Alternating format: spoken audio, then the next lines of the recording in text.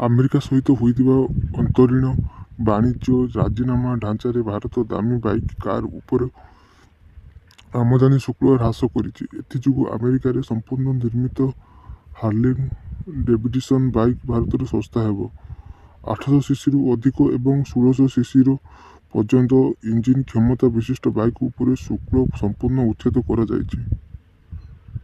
ସମ୍ପ୍ରତି ଏହି ବାଇକ୍‌ଗୁଡ଼ିକ ଉପରେ 40% ମୌଳିକ ଆମଦାନୀ ଶୁଳ୍କ ଏବଂ 4% ସାମାଜିକ ମଙ୍ଗଳ ସରଚାର୍ଜ ଲାଗୁ କରାଯାଉଛି। ଅତୀତରେ ଆମେରିକା ରାଷ୍ଟ୍ରପତି ଡୋନାଲ୍ଡ ଟ୍ରମ୍ପ ଭାରତକୁ ଉଚ୍ଚ ଶୁଳ୍କ ଦେଶ ବୋଲି କହିଥିଲେ। ଭାରତରୁ ଆସୁଥିବା ଅନେକ ସାମଗ୍ରୀ ଉପରେ ଆମେରିକା କମ୍ ଶୁଳ୍କ ଆଦାୟ କରୁଥିବା ବେଳେ ଭାରତ ଆମେରିକାର ସାମଗ୍ରୀ ଉପରେ ଅଧିକ ଶୁଳ୍କ ଲଗାଉଛି ବୋଲି ଅଭିଯୋଗ କରିଥିଲେ। ବିଶେଷ କରି ହାର୍ଲି ଡେଭିଡସନ୍ ବାଇକ୍ ଉପରେ ଭାରତ ଲଗାଇଥିବା ଶୁଳ୍କ ବିଷୟ ଉଲ୍ଲେଖ କରିଥିଲେ।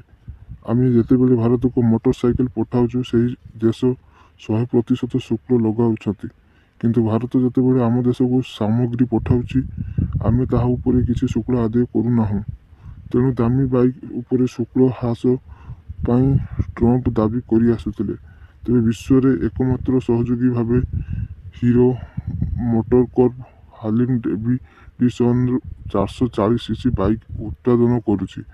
ହାର୍ଲି ଡେଭିଡସନ୍ ବାଇକ୍ ଉପରୁ ଶୁଳ୍କ ହ୍ରାସ ପରେ ହିରୋ ମୋଟୋକର୍ପ ପ୍ରଭାବିତ ହେବ ନାହିଁ ବୋଲି କୁହାଯାଇଛି। ଆମେରିକାରୁ ଆମଦାନୀ ହେଉଥିବା 2500 ସିସିରୁ ଅଧିକ କ୍ଷମତା ବିଶିଷ୍ଟ ଡିଜେଲ୍ କାର୍ ଏବଂ 3000 ସିସିରୁ ଅଧିକ କ୍ଷମତା ବିଶିଷ୍ଟ ପେଟ୍ରୋଲ କାର୍ ଉପରୁ ମଧ୍ୟ ଆମଦାନୀ ଶୁଳ୍କ ହଟାଇ ଦିଆଯାଇଛି। ଏହାଦ୍ୱାରା ଭାରତରେ ଆମେରିକା ନିର୍ମିତ ଏସବୁ ଗାଡ଼ି ଶସ୍ତା ହେବ।